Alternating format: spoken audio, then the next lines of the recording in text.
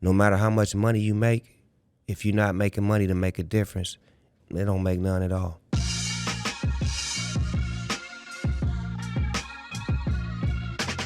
You don't need enemies. Compete against you. Once you compete against you, you're going to always win because you're trying to get better every day.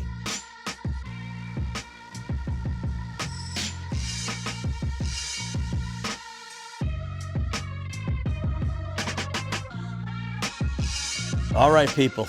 3 weeks ago, Dave told me Snoop's coming on the podcast, and I thought, oh my God, what amazing timing. Preachers were preaching. Rastafarians were crying. Stoners couldn't believe it. Their heads were held in disbelief. The abstinence crowd, the 12-steppers, they had joy on their face. They had a new convert. Snoop had given up weed, and the world shut down for a second. And about 2 days later, he just smiled. And so, props to you. Well, I just like to say I'm not smoking anymore or any less. You know, in lots of ways, it was so fitting because, you know, starting off as a rapper, you become kind of the king of marketing and joy and love from the Olympics to your relationship, your secret relationship with Martha Stewart. It ain't a secret. How did that come about? I mean, I just feel like good people deserve each other. I've never been afraid to approach people that I like or that I'm interested in. And the first thing I always say is I want to work with you. Yeah. And in some form or capacity, we figure out a way to make it happen. Me and her thing was dope because it organically happened, you know, on the Justin Bieber roast. And then just certain situations just made us come together because she was like me, like, I'm willing to take a chance. I like your spirit. I like what you about.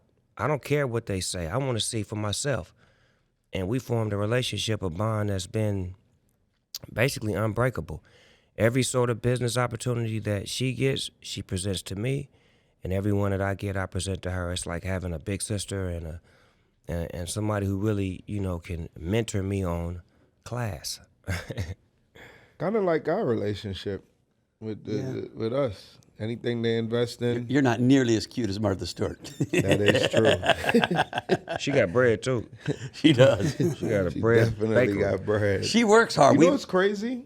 Martha Stewart, to our culture, it's kind of legendary. She went to jail and she didn't snitch. tell.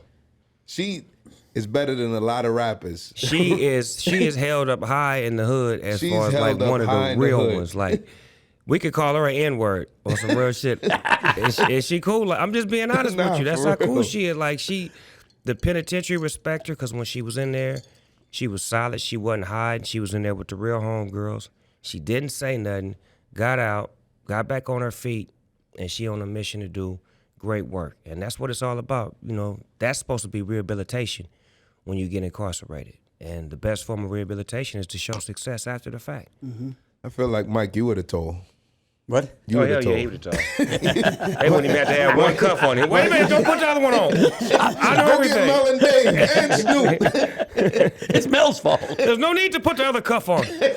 I'll tell you everything. Man.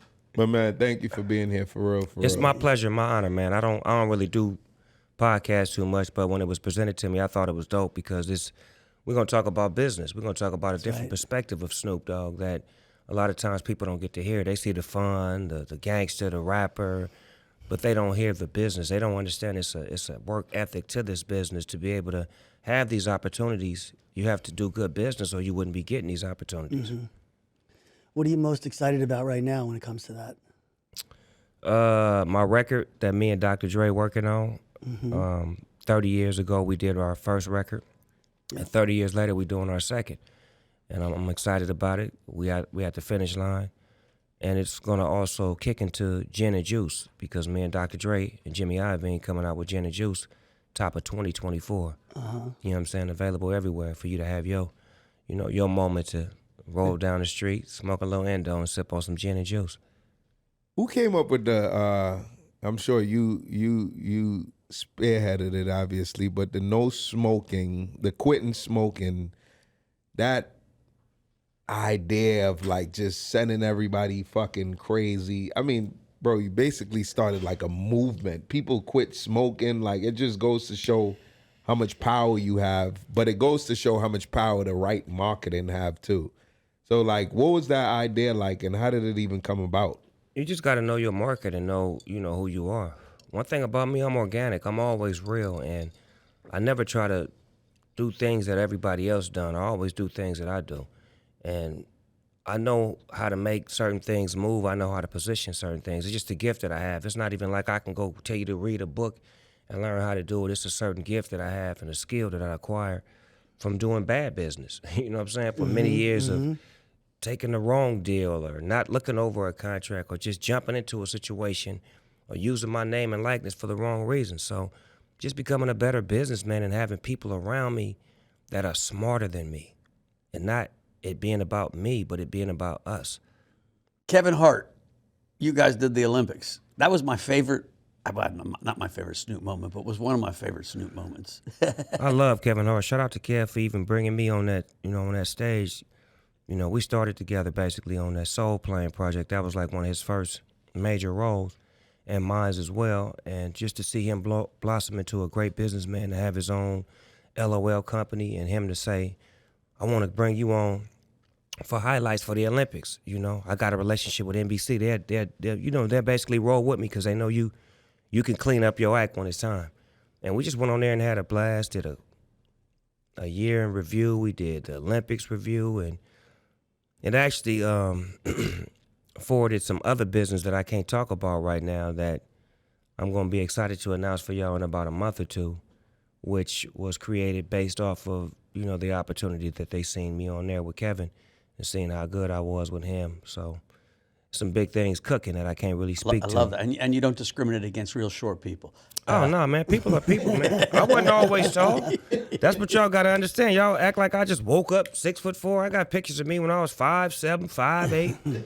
You had to get there to get there. You know what I'm saying? The one thing about Kevin Hart and Martha Stewart, they work they literally work sun up to sundown. We saw Martha on a plane going to Abu Dhabi, and she was on her way to India. I was like, I like people like Martha and Kevin because they work so hard. It makes me want to outwork them.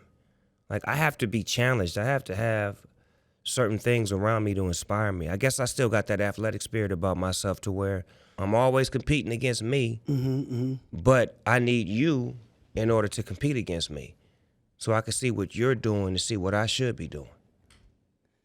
Is that when you coach a football team, right? High school football team? Well, I got a football league, the Snoop Youth Football League. We've been around since 2005. Some of our latest NFL players are C.J. Stroud for the Texans, my boy Nixon for the Packers, Lenore for the 49ers, Ross for the Texans, Jack Jones for the Patriots. I got kids in the NFL And they right all now. came up with you in your league? Yeah. That's You know who crazy. C.J. Stroud is? A quarterback for the Texans, number 2 pick. Yeah. Yeah. Did you see it like you knew from jump, or you kind of? No, you don't. You don't know it from the jump. You just out there doing, God's work. You coaching them kids. You giving them your time and your spirit, and then you bringing in other guys who know how to coach and other guys who come from, traumatic backgrounds that can help them and mold them and shape them into being great athletes and not deterring and going this way and that way. So since 2005, we put over 40 kids in the NFL. That's crazy. We have a Super Bowl champ, Ronnie Hillman, rest in peace, who played with Peyton Manning in the Broncos. He was the first kid to make it out my league. And then you got numerous amount of kids who made it in, judicial. I got sheriffs. I got Rhodes Scholars, nurses, doctors. If I actually did the accounting on what my league has done, the numbers would probably blow me away. I'm just so into it to where it's just year after year we do it, and they always tell me, he played in the league too. Oh, he was in the league too. He played for the Demos. He played for this. And I'm like, damn, that was the little boy that was number 6. Yeah. He grew up into a grown man. That's him now. are they all from the same neighborhood? No. The Snoop Youth Football League is from all the way from Orange County to the IE to Southern California. So you got teams in Long Beach, LA, Compton, Inglewood, Baldwin Hills. You got Orange County, It's just my league is from ages 6 to 13. And then what we did about 5 years ago, we created the Snoop Youth Special Stars, which that's a league for kids with special needs and handicaps. And what we've been doing with that has been tremendous. It's numbers showing up year after year. We went from 45 kids to over 2,500. It's amazing. And that's what it's all about, being able to give every kid the opportunity to have fun. Yeah. It's so crazy because I'm in the music industry, and I was the senior vice president at Republic for a while. Now I'm at Warner. But what I did with meeting Mike, Dave, and I'm the largest owner of Bojangles, largest black owner of Bojangles with 18 restaurants and building another 14, invested in Sweet Chick and a ton of different things with them. And that was my whole idea. My whole thing was just like, damn, music ain't gonna last forever. So the money I get from it now, let me put it into other things. And I seen you did the same exact thing. And that's like in the music industry or in any, with athletes, whatever, it's almost like a 1% that do that. You know what I'm saying? And most rappers, as you know, go broke. Right. 3-4 years, sometimes a year down the line. So it's like, what, have you ever had that when you was first coming up where it was like, damn, I'm almost broke? Or it was like you, from jump, was like, you know what? Let me kind of get into other things. You know what I'm saying? Because I heard you speak a little bit about bad business. So, like, if you could talk about that. So I always like to tell, this, as me, I almost went broke fucking 20 times. You know what I'm saying? Till I figured it out. So I just always want to tell the people, like you said, it ain't always fun games. It's like, what was that like? It's a business. I think, one thing that the black community is not taught is financial literacy. So just take, for example, a player in the NFL or the NBA. When he get that first contract for that $200 million, do he know how to actually manage that? Do he know there's a man named Uncle Sam that's just gonna show up out of nowhere and take half of that shit? Do he know that he has to plan for the future? Do he know? No, you don't know none of this shit. You're just buying everybody everything. What you need. You get a car. You get a house. You get a this. And then when the shit is all gone, you get a tab. You see what I'm saying? You don't understand it, so you have to either find a way to get back into making money or you lose it all. And normally we don't have that opportunity to make that kind of money again, because once you blow it, you blow it. But I was fortunate enough to have a business mind to say, I'm gonna market me. From jump? Nah, not from jump. Once I got with No Limit and Master P. Once I seen him branding and marketing things that were tangible. At the time, it was artists. Yeah. And I was like, damn, I maybe need to brand me.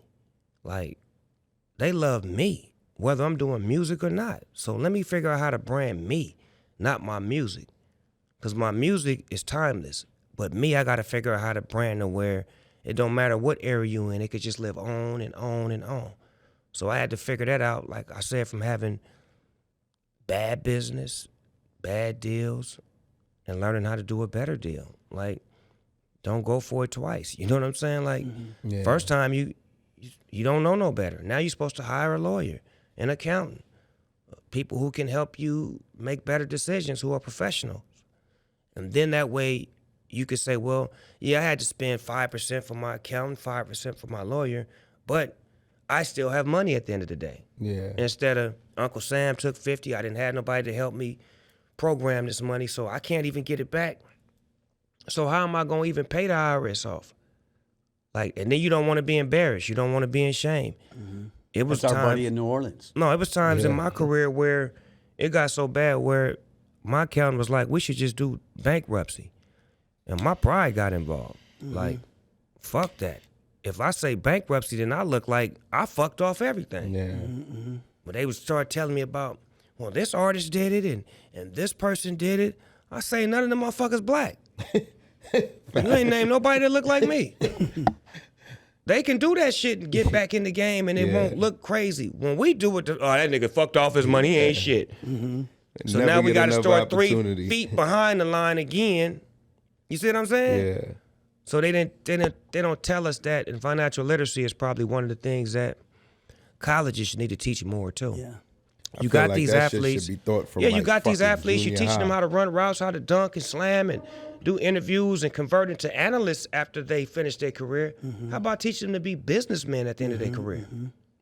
You know, it's a crazy story. When Wes Edens bought the Bucks, the very first day he had a big house in Martha's Vineyard. He brought the Bucks to Martha's Vineyard. He brought a bunch of finance people to go give these guys education. And he got a call from Adam Silver and said, "Oh, you're not allowed. The union doesn't allow you to do that." And he said, "Wait a minute.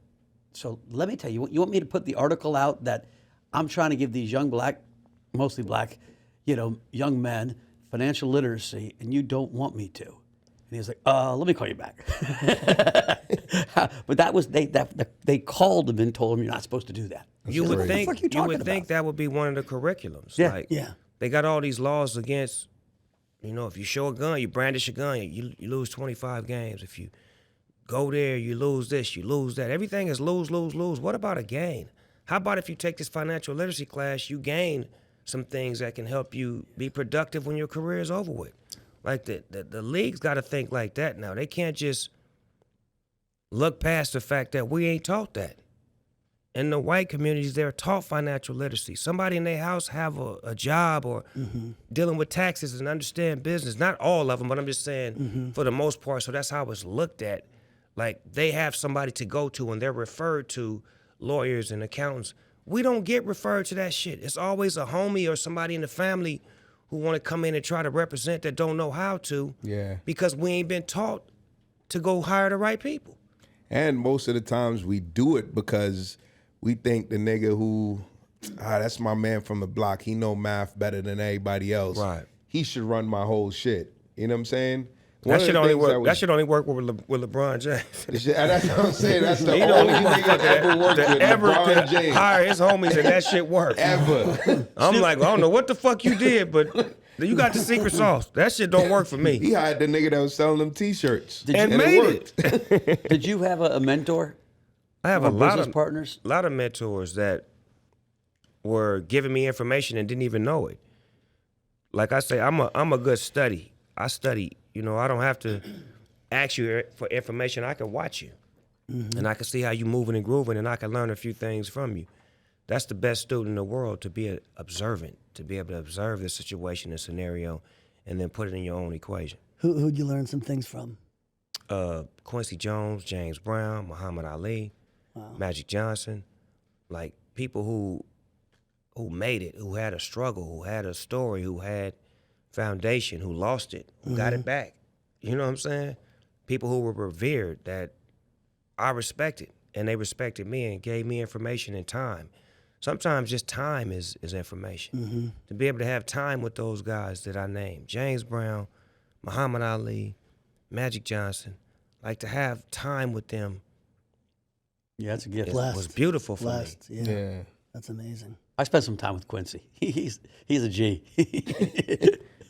I spent some really real is. time with Q. We went to go see an artist named Mr. Mumbles, Clark Terry, which is one of the greatest jazz musicians ever.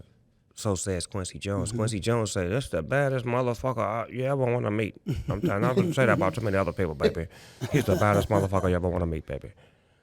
So we went to go do some music with Mr. Mumbles while he was in his last stages. I remember that.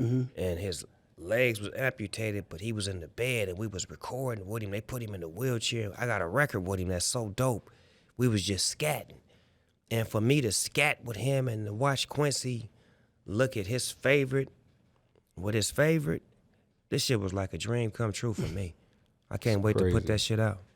One of the dopest things is when crypto was like at its height, which I'm gonna let Mike touch on that, but like 2 years ago, I somehow, some way, I wanted to do something in crypto with you or reach out to you, and I ended up speaking to your son, and it was so dope. My man Josh put me in touch with him, and it was just so dope to hear him on the other line. He like had all his business shit together. You know what I'm saying? And I was like, damn. How old is he? 20, wait a minute. I'm 50. He finna be 26. Yeah, that's what I'm saying. So what was that? 24 years old. And I was listening to him really like, it was like really talking to, I mean, he is a real business person, but he was running like, all the crypto shit, a lot of shit.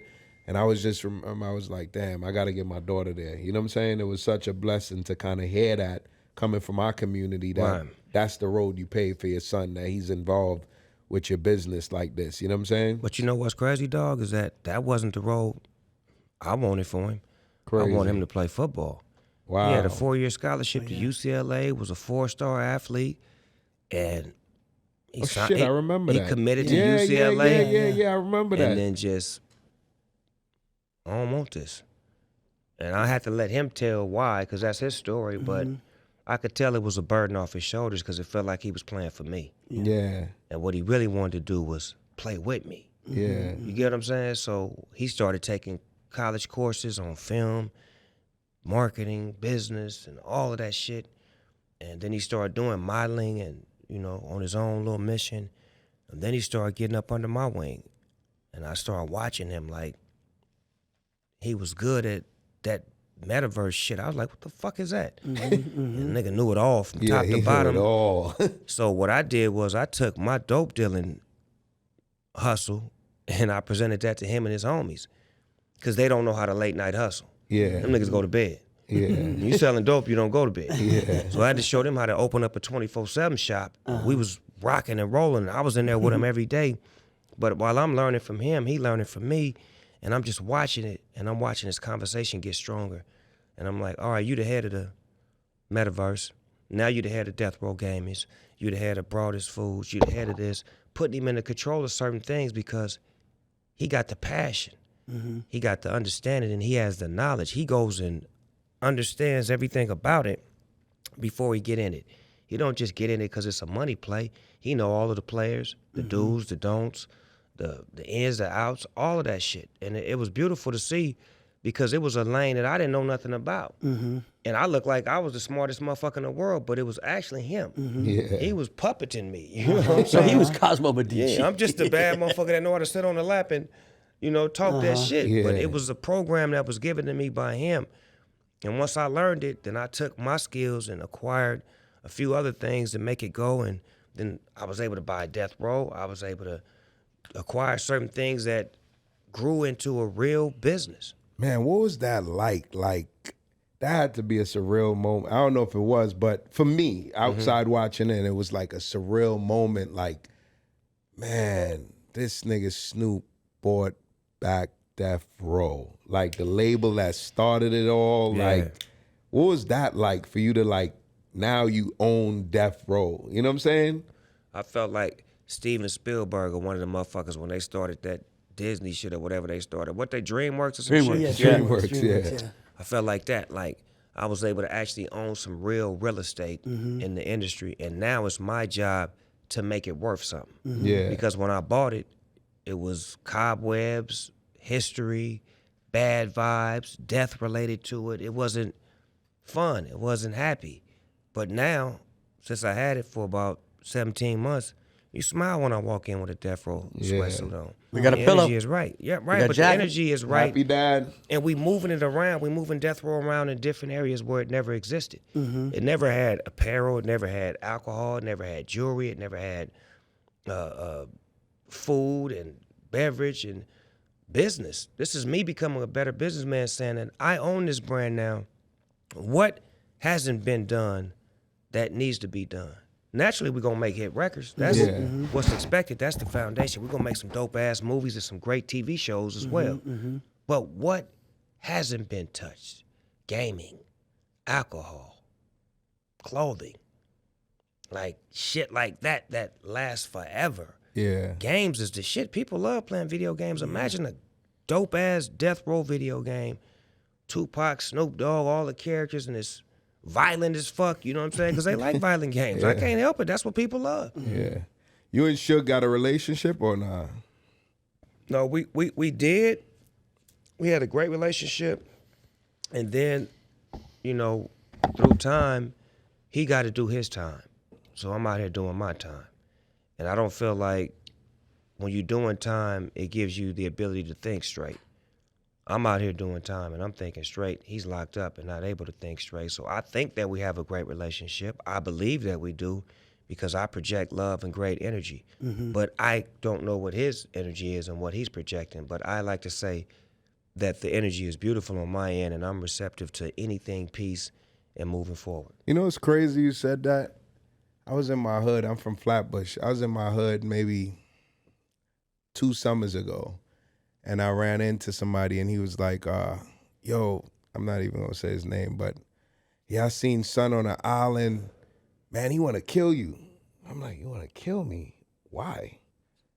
He's been locked up for 14 years. Like, last time I saw him, we was like 16.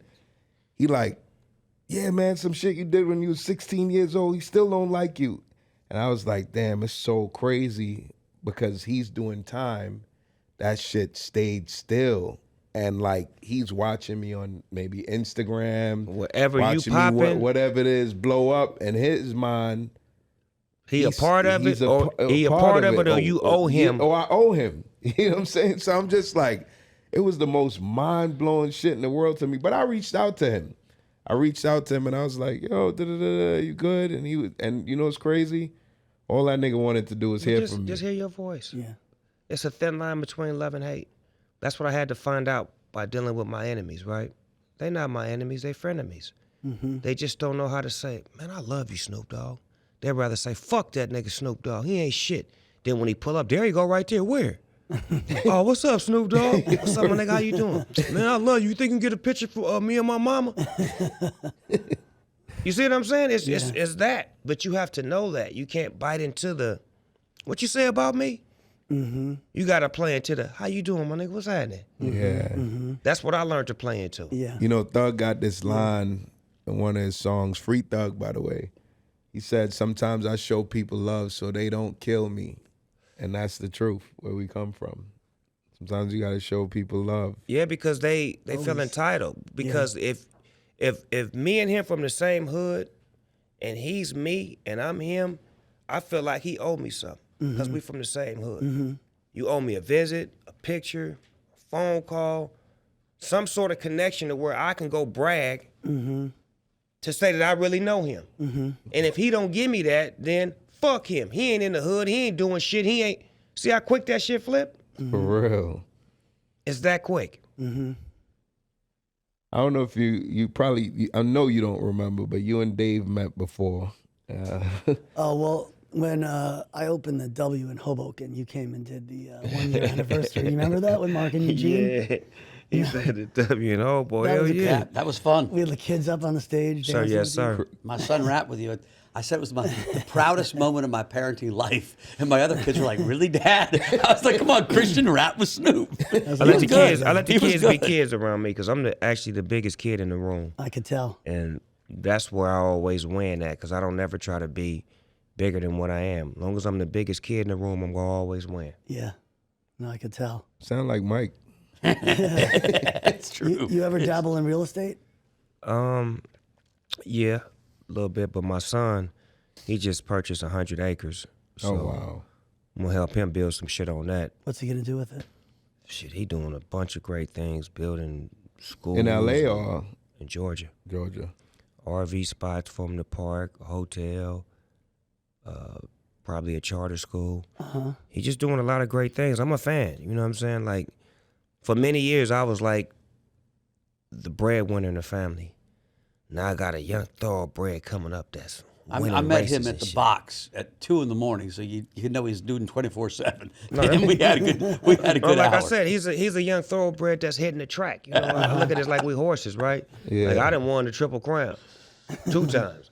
Now I'm letting the little homie try to position himself to get him a Triple Crown. You know what I'm saying? Because I hear him on the track, I see him on the track.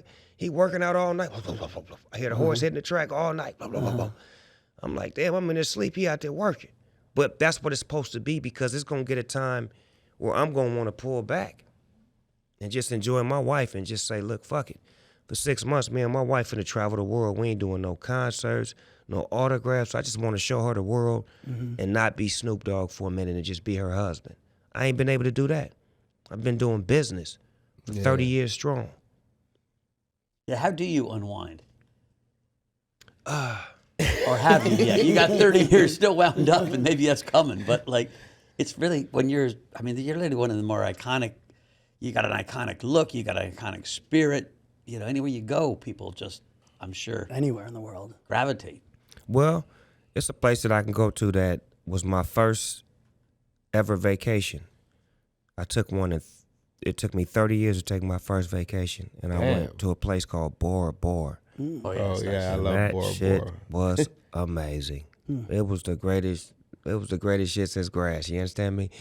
And I may have to dibble dabble back over there again, and test the waters out one more time because it was so peaceful. It was so everything like I needed. I needed just to put my brain on pause and not think about what phone call or what business decision or what. It was just get in the water, get in the sand, watch fucking movies. I watched what was that movie that made me cry? Fucking Notebook. Oh yeah, the Notebook. What makes everybody cry? That motherfucker never had seen me in that shit. tears. It'll make you cry. Yeah. I was crying like a baby watching that shit. But I needed that. Yeah. You know what I'm saying? I needed some of We're that. gonna have to send Snoop down to the Dominican. We should reroute Yeah, from Mike got Jamaica to Bora the Bora. best house in DR. Oh, for real? Yeah. But Yeah. it's a lot easier than Bora Bora, and it's the same thing. It's a beautiful beach, middle of nowhere. You know, you just chill out. Connect the dots. Make it happen. We was talking about Kanye. He lent Kanye his house and went down there. They went down there to meet him because the house in Wyoming Kanye used to stay at, they both own it. So Kanye wanted to build something. They lent him Mike gave him his house, or Dave gave him his house, I should say. Pretty much. Get down there to meet with him. Mike got millions of dollars in furniture. Kanye moved all his shit out the house. What you thought was gonna happen? Nigga, did you hear who you said?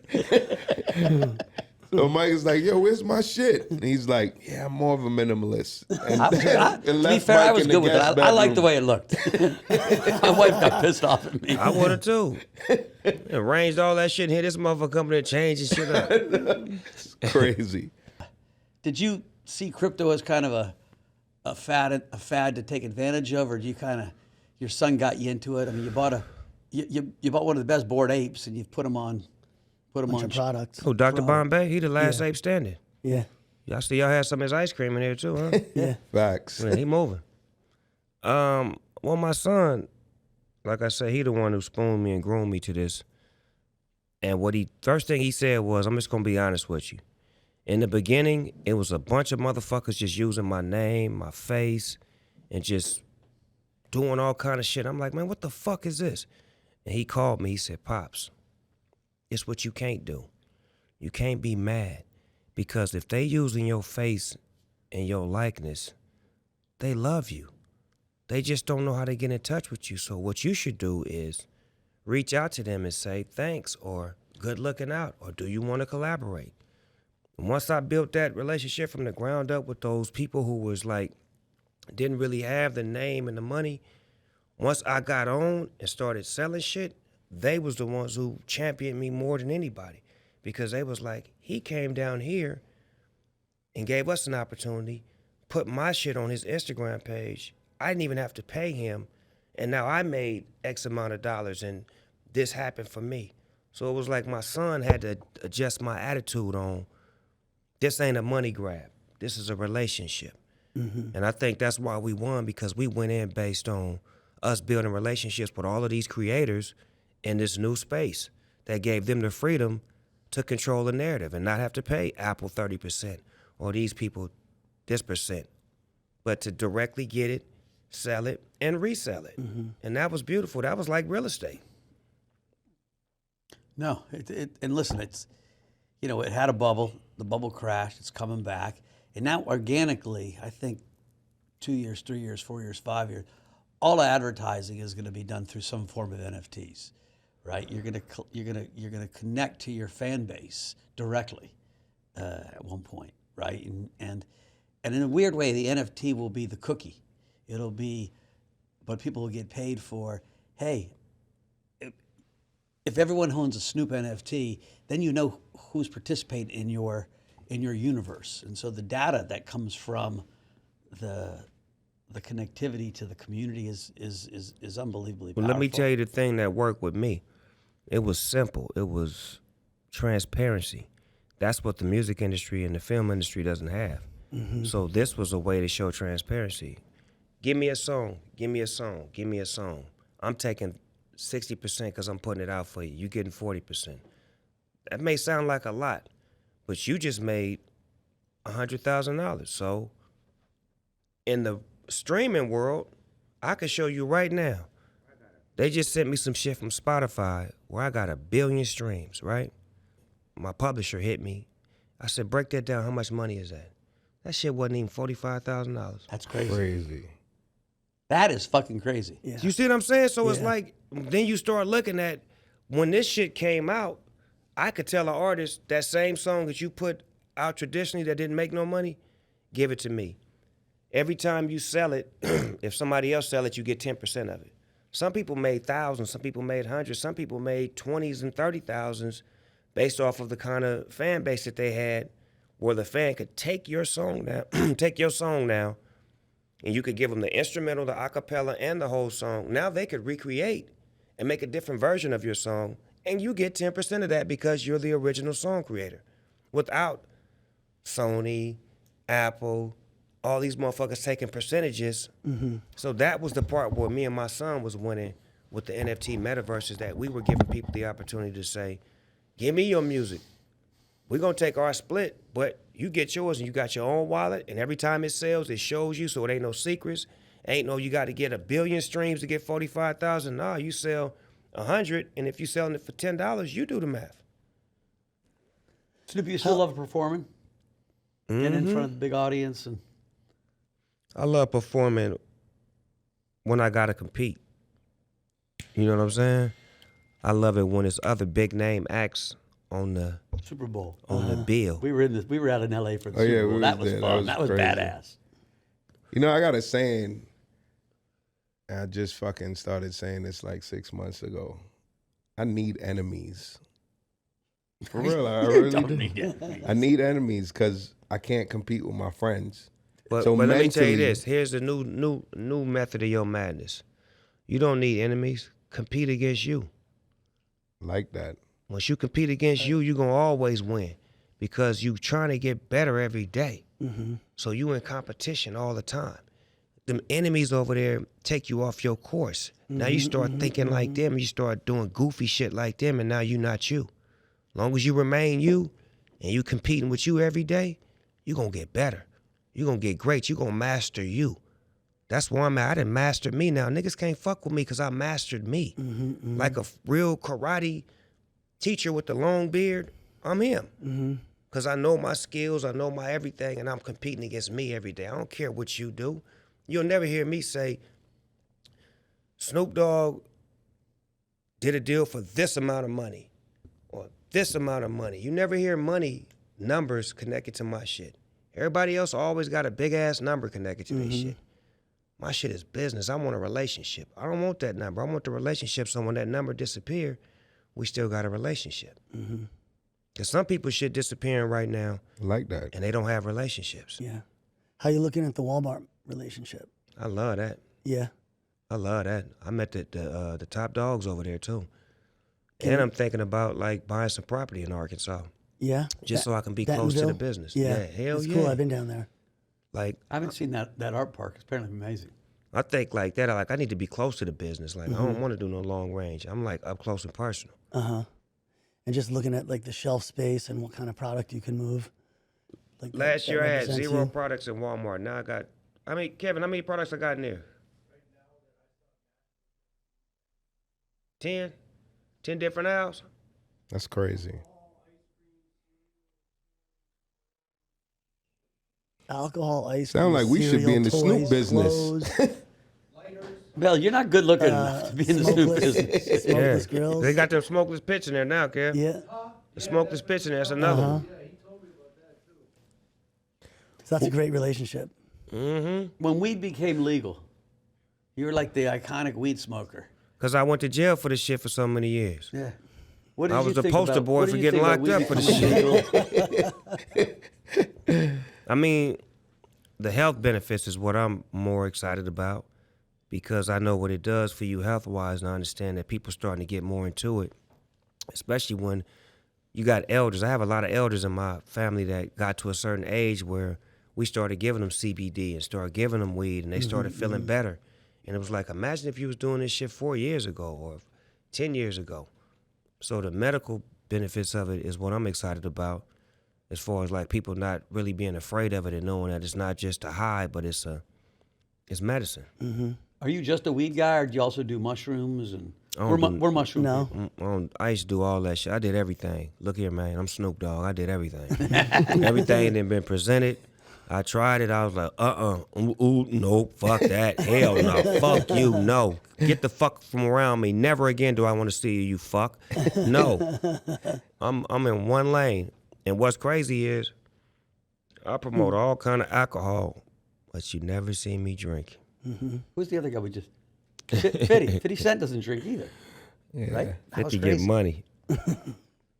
That's one of my partners right there. 50, one of my real good friends, man. Like, He's that's big. somebody that I really respect. Despite him coming in after me, I really respect his business hand on the TV side. How he was able to, diversify his portfolio and take film and TV to a whole nother level. We got to get him on Yeah. the podcast. We met him a couple Yeah. months ago. Yeah. And I was thinking, I had the wrong idea of him. He showed up, and I was like, "Fuck, I love that guy." Yeah, he's He controlled the smart. TV. I'm gonna tell you this. Yeah. Once upon a time, Sunday nights used to belong to HBO, and that's with no disrespect.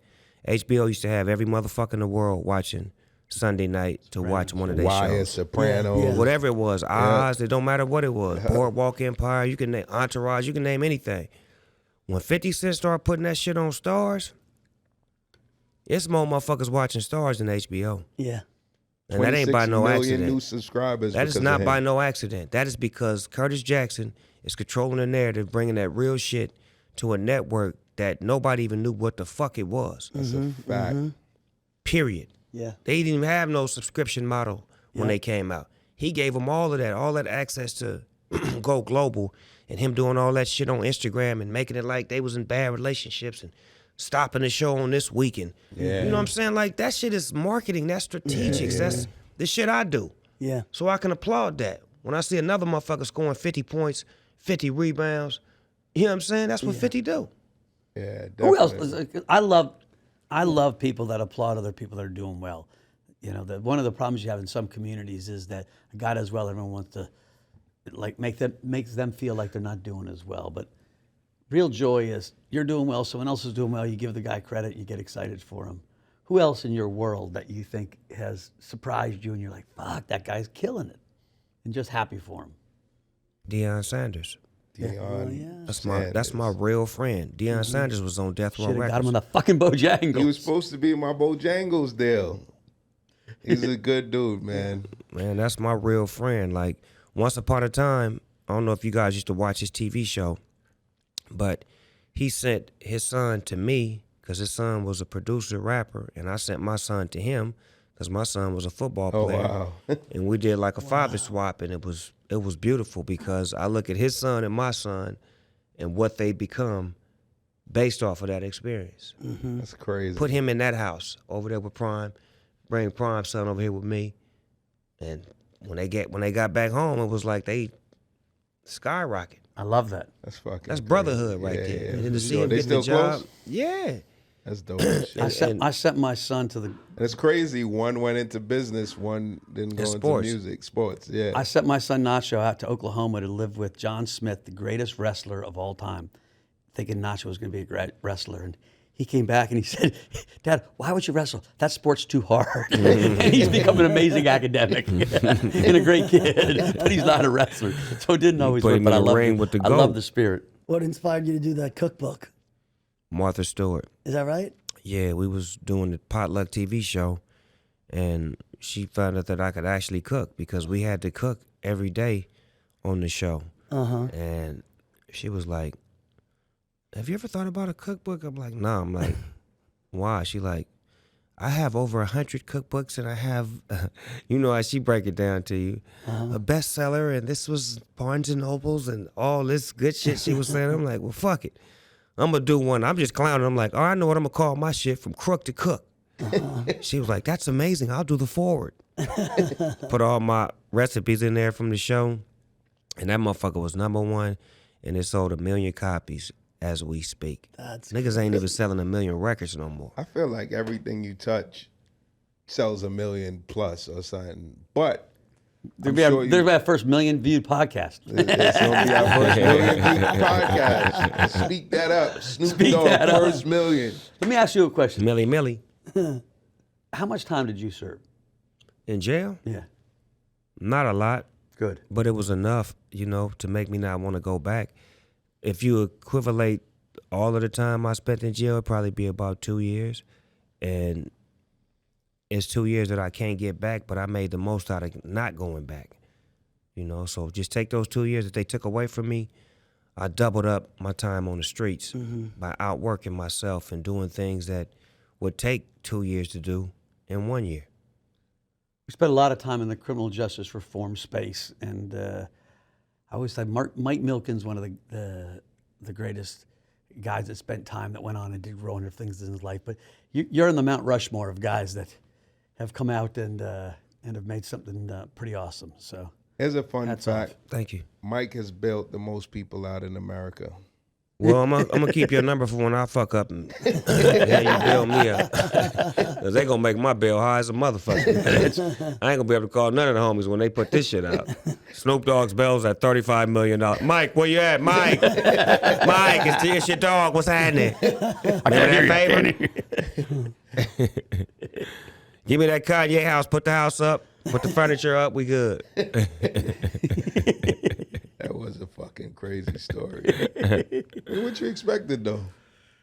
Did he have a Lucha Libre mask on when you walked in? Oh no, but he but had a one vest. at the fucking brunch. He had the vet. Oh, at the brunch, the first time you were. The gospel We have a gospel brunch once every 2 months at my house. Praise God. And it's an amazing experience. And Kanye started his brunch after mine, I would like to say. And his brunch is pretty fantastic. So I invited him. So he showed up one time and he had a freaking mask on his head.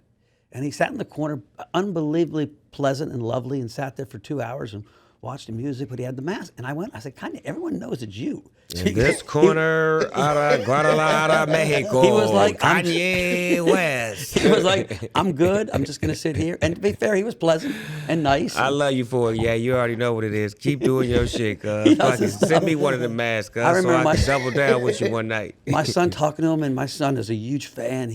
My son was so proud to talk to him, and he's talking to this guy with a bag on No, his he's head. a beautiful weird spirit. as shit talking to a nigga in a full mask that you can't even see. He has a good heart. He's a beautiful spirit. I'll say that. Like every time that I've ever been around him, we've always had beautiful music moments, just celebratory moments. Like it's always been beautiful with him. I'm speaking from before he had his deal with Def Jam, when he was trying to get on and coming to my house and giving some production for a 213 album, and just his passion for the shit that he do. I know he probably going through some things mentally or whatnot, but I know it's a beautiful spirit inside of that man. So one day soon, hopefully they can tap back in. Oh man.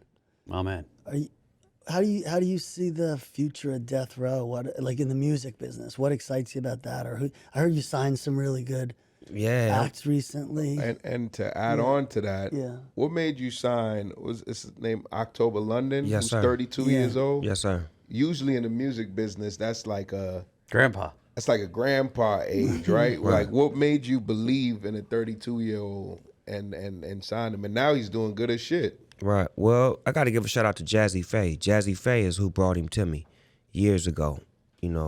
Way back, probably like 2011 or 12, something like that. Jazzy Faye brought him to me, and he was just a dope ass artist. And Jazzy was like, what you want to do with him? And I'm like, shit, I want him. And I took him and started developing him, put him on music, on songs, on projects, and just letting him do what he do. And like when you building and developing somebody and you trying to find out what it is about an artist, it takes time. It looked like we just signed him last week, but he's been with us for over 10 years. Oh, wow. And it's just now his music is starting to hit. His look is starting to hit. His story, his personality, and everything is starting to work. Once you find that right record, sometimes it just take that right record to connect the dots. So people love him because he got a story. Feel like he brand new, but he been doing this for a long time, and it's just now becoming apparent to everybody that he's got a gift. And I'm just positioning myself to be the spotlight for him. I love giving the spotlight so artists can shine. I don't want to keep him in a situation where he feel like he got to be with me forever. I would love him to outgrow me, outgrow death row, and become his own, whatever it's supposed to be. And I can look at him from afar and say that we started together, but you rolling better by yourself. That's dope as shit. So we always ask these 2 fun questions. If you was a superhero, what would your superpower be? He is a superhero. I mean, you are a My superhero. superpower would be to be able to come back to life whenever I want.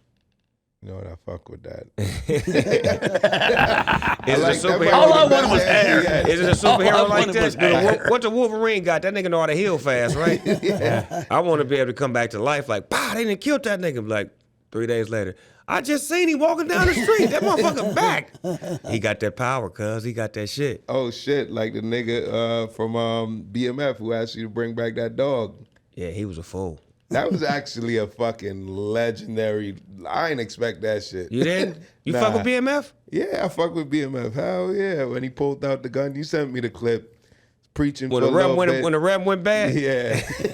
Rep. Rep was off that east side. I know. Gonna make me go back to my east side ways. He was the only person he ain't challenged. He left Lamar. He was like, man, this Rev on some shit. I gotta get out of No, here. the Rev was gangster. The Rev was gangster Most as Revs. shit. That's why I love that role. You know, 50 was supposed to play that role. Oh, word? Yeah. I he didn't was know that. He was supposed to play that role. He hit me. He was like, this shit I'm supposed to play, but this shit feel like you. Yeah, just I'm like, feel what is like it? He like, nigga, it's a preacher. I'm like, nigga, I go in. I said, I changed my hair, my whole get down. But I stayed in Detroit for a summer, so I went to some churches in the 80s, so I knew what them niggas looked like. I'm Yeah. like, let me have my shit like this. Let me get some jewelry. Gotta have the jewelry on. And whoa. They let me add some shit to the character. It wasn't just like, come here and do this. It's like, nah, what you think? And then when we got to the set, Randy Huggins, which was the writer, he was so Detroit, so East Side. We just was like, we wanted the shit to feel like it's supposed to feel. Yeah. Nah, it felt that way. It's for real. dangerous. You know what I'm saying? Even in church. Did not see that gun coming, but That was funny.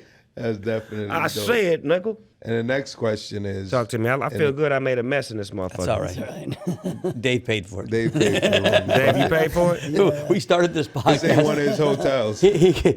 He grew up poor. I grew up middle class, and he grew up They rich. gonna have to That was the shampoo whole- this that shit. was They the gonna whole be like, sh- who was in this motherfucker? That was the whole shtick of our Y'all got podcast. an expensive room, too. The purpose of having this podcast, for real, I came up with it because I've been blessed to be, these are 2 of my best friends. I'm from the hood. I'm a high school dropout.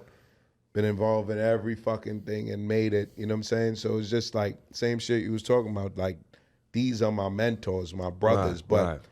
I don't really keep the information. Like, I bring all my friends from the hood. They know all my friends from the hood. I'm like, yo, I want you to meet these 2 billionaires. They like really give me game. You know what I'm saying? Oh yeah, Mike's a billionaire. David too, but Mike just says it all the what time. do that mean, though? We have to explain that What? because I just give we him know what a shit. millionaire is. A millionaire is someone who has more than 100 million. He can't have 5 million and say he's a millionaire. He has to have more than 100 million to be a millionaire. Mike, so so do what you does it have take more to than be a a billion? billionaire? Mike, do you have more than $1 billion? 100 billion? How about you just shut the fuck up? I put Mike on the hot seat. I got him so red right now. He hot as a motherfucker right I will now. tell you this, Mel. Look at him. Mel, you can count to $1 million. It take you 7.5 days. You can count to $1 billion. It costs you 33 years. Yeah. It take 33 years to count that far? 33 years. That's some good shit. I didn't know that. Yeah. That's I some mean, good. that I'm gonna have to shit put that in the billionaires rap. know. I'm You gonna want to have get put to that Jeff shit in the Bezos? rap. It's 3,300 years. There's fucking Egyptians walking around with those freaking funny things on their head. No, And they're but here's putting the that thing money. I want to say. When you get to a certain point where you have a lot of money, is it a blessing or a curse to be able to help or to be asked for help? Yeah, it's a great question because you get asked a lot. I like to think of money just as energy. And if you give out good energy, you always are giving out good energy. Your money's just energy. If you give out your money with good energy, good shit's going to happen. I got a note from a kid that we had paid to go to prep school, and he just sent me this beautiful note. I don't even remember who he was. And he said, hey, I just graduated from Duke Law School. I'd never even been able to go to college if you hadn't helped me out. And, you know, that's a great story. It made me feel good. I sent it to my kids. I said, one day you're going to have a lot of money. Just remember, it's just good energy. I'm going to give you another piece to go to that, because I love dropping seeds. Now, as I sit here and talk to you and listen to you, this is why you make money. You make money to make a difference. Mm-hmm. That's what you do. That's your new tagline. So whenever somebody say you a billionaire and you this and that, yeah, I make money, but I make money to make a difference. That's beautiful. Because some people make money and they don't make a difference. And you are making a difference. So take that one. That's yours. And that's why this all came about, because I was in these rooms with them for 5-6 years, and I'm just like, damn, I need everybody to hear this shit from my hood. Like, how, like, I can't just keep bringing niggas, like, you know what I'm saying? What you're doing is you're teaching financial literacy and don't even know it. That's the See, goal that was behind it. That was the topic, and we didn't even know it. Yeah. That's the fine line to it all, is that we want our people to be better with finances. You're getting information. You're not selfish, so you want your friends to inherit some of this information that you're getting, because somebody in your hood gonna be better than you, and you want them to be better Want than them you. to be, You don't have 100%. that heart of, I need to be the dominant. I love my football league so much because them kids is way better than me, and I'm not in their shadow. He's already got Humble King that's a little better than Definitely is. Shout out to Humble King. But why do you think, like, I got an idea, but I want to hear from your perspective being from LA, like, why the fuck are we kind of like that? You know what I'm saying? Why is only 1-2% of people that got that mindset, like, you know what I'm saying? Like, yo, we could all win, you know what I'm saying? Versus, like, the majority of our hood, and that's LA, that's any fucking hood. It's like, nah, I gotta win, and you gotta come behind me. And I don't even want you too close to me. Well, I think people like me and Master P, we breaking that. We giving them a new photograph to look at. You got Master P, who had No Limit Records, who came in and saved me when I was at a time where I needed to leave death row. Brought me to No Limit for 3 years, taught me business, marketing, branding, the whole nine. Then allowed me to leave so I can go create my own empire. Then came back 20 years later and started Broadest Foods with me, which is a brand about my mother, my family, my legacy, and this product. Product don't talk back. That's beautiful. Well, that's it. Changing the image, Yeah. right? Yeah. You need to change it for your community, right? When you grow up in scarcity, you come from a scarcity mindset. When you grow up in abundance, Snoop lives in abundance. And the more role models that live in abundance, your whole neighborhood will start living in abundance. And Master P brought that idea to me. I didn't wake up with that idea. Shout out Master P. He said, for many years, we bought brands that don't give a fuck about us. We supported them. We've done all these things to buy their brands for hundreds and hundreds of years, and they do nothing to support us. How about we create our own brand in a space that we know that's needed? Breakfast food, we need that. Breakfast starts your day off. Without breakfast, you really not much of nothing. I remember going to elementary school and some kids didn't have breakfast and they just didn't perform right. And then they started having free breakfast at school, and then everybody started to perform. You seen athletes and people become, superstars based off of how they ate in the morning. So these are things that we're thinking about, like how do we show and prove? We're going to show you how to do business, but we're going to prove that we can be businessmen as black men. We're in a space right now where we have to fight to get in stores. We have to fight to have our shit on the shelves. They give us limited amount of time. You niggas got 60 days to sell these 1,000 boxes out. Do you realize I got 80 million motherfuckers on Instagram with me? I'm going to sell this shit out so quick, and I'm going to show you what we do. But then y'all going to keep putting roadblocks in front of us. But we're going to keep beating them. We're going to keep whooping them because we going to the people. And what we did when we first started the Broadest Foods and the Snoop cereal, me and Master P gave away $1 million worth of cereal before we even sold a box. I'm buying calls on Snoop. I'm buying calls on Snoop. Tell them about your toy drive. Oh yeah, every year, and I'm originally from Trinidad, and every year I go back down there, and for the last 5 years at least, I do this toy drive. You know what I'm saying? And this is the first year I was like, I do it out of my pocket, like just 30, 40 grand worth of toys, have a little day in my community. And this is the first year I got my friends together, and I started a GoFundMe. And I said, you know what, everybody going through some shit, like we gonna do toys and we gonna do food. You know what I'm saying? And with the help of my friends, we did $50,000 altogether, probably like 80 grand, 1,200 toys, like good toys though, and 150 bags of food. And we go give that out in Trinidad to a lot of families who, you know, who need it, you know what I'm saying? And that shit just like brings such joy. But I want that to turn into something where I do in Brooklyn, because I'm also from Flatbush. But I do a lot. I'm on the board of Robin Hood. Shout out to Mike and Paul Jones. Yes, sir. You know what I'm saying? Me and Dave do a lot. And I think that's just how we operate. And that's why this was so important to me. And I appreciate you coming on here, because it's just like more energy that what we live for is just like abundance mindset and kind of business. And it's just like, I always been a fan of yours outside of music. Like, obviously the music is dope, but I always just respect how you like build your brand, and it seems like it's no slowing down for you. Yeah, you feel like you're picking up speed. Hey, I'm having fun, man. Like I said, I mastered me. How do you stay so thin? Mel wants to know. I'm getting there. It's just me, man. Like, that's my genetics. You work know out? what I'm saying? I used to work out all the time, but I get in and out when I need to. And like, I'm on the 5th floor now, so in my 50s, I'm trying to like maintain a certain energy about myself. And it just feels like I'm getting stronger and faster, but I want to still pace myself. You know what I'm saying? I don't want to run out of gas before I have to. You know what? Ounce of gold? Dave. Ounce of gold. All right. Well, we are really grateful, Snoop, that you came on this podcast with us. What an ounce of gold mean? It's over? No, listen, no. What the fuck that mean? Nigga said ounce of gold. Okay, well, nigga, thank you for coming. You got. Here's your. So what we do at the end is, I gotta get this Ounce of thing. gold. I'm like, hold on, nigga. I Hold like the on, ounce hold part, on. and I like gold. I gotta get this thing. Oh, I forgot. No, here it is.